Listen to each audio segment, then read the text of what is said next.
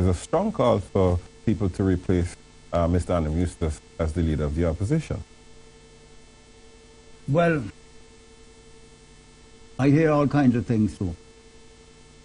They say that I ain't talking to him too because I treated him like a little black boy. Like a little? A little black boy. That has come to me, which is sad. He was no black boy when I made him Prime Minister. He was no little black boy when I found him a constituency and transferred Duggan up there. He was no little black boy when I made sure he was a permanent secretary in his youth. He was no little black boy when I put him in charge of the NIS or in charge of WIBDICO. I went to London and I went to a meeting and I met Van Geest, and when I saw that Van Geest's son that had taken over the company was no longer interested in us, I said, it's time for us to buy over this thing. And I set about to set up the structures, first with Carlyle Duggan and then with John Compton, to get WIBDICO going. And I brought back Eustus to come back to St. Vincent as fiscal advisor, etc., and all of that kind of thing. I did a lot for Eustus. I made him Prime Minister. I gave him something that he will carry to his grave when his funeral is on. It won't be the leader of the opposition going down back street. It will be another former Prime Minister. I desperately wanted to make sure that my party, that I was not the only Prime Minister. Our party has a lot of talent. Question. Do you think that do you regret making him Prime Minister? The process then, some people said, was not democratic. He said so. Eustace has changed he said that. so. How do you feel? Have you made a mistake? Listen, I look over all of that.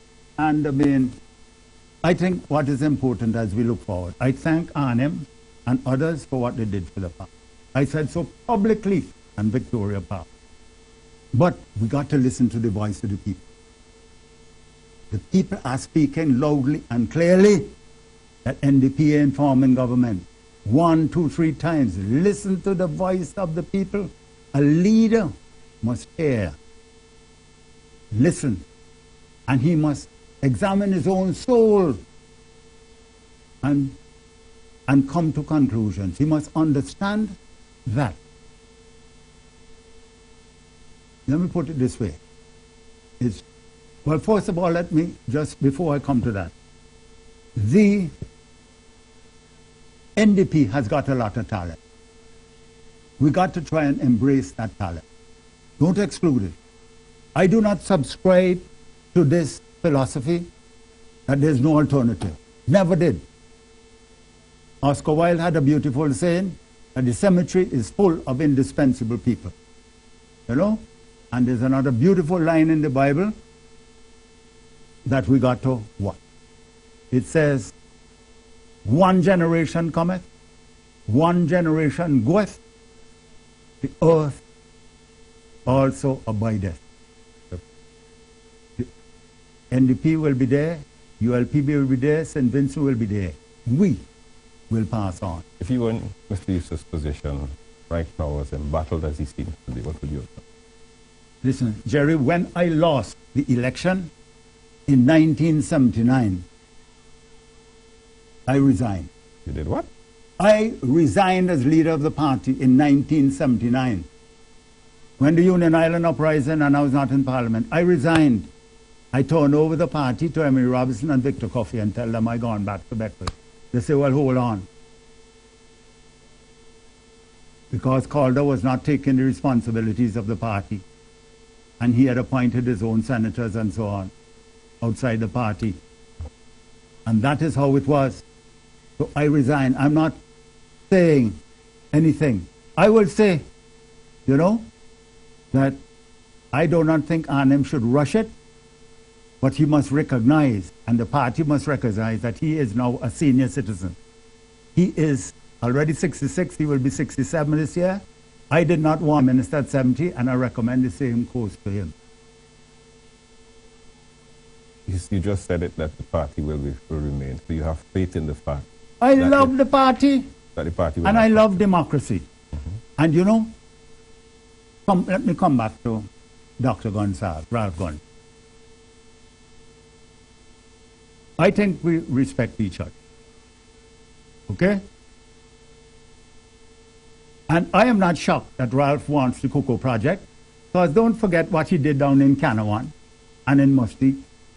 He didn't want those tourism projects.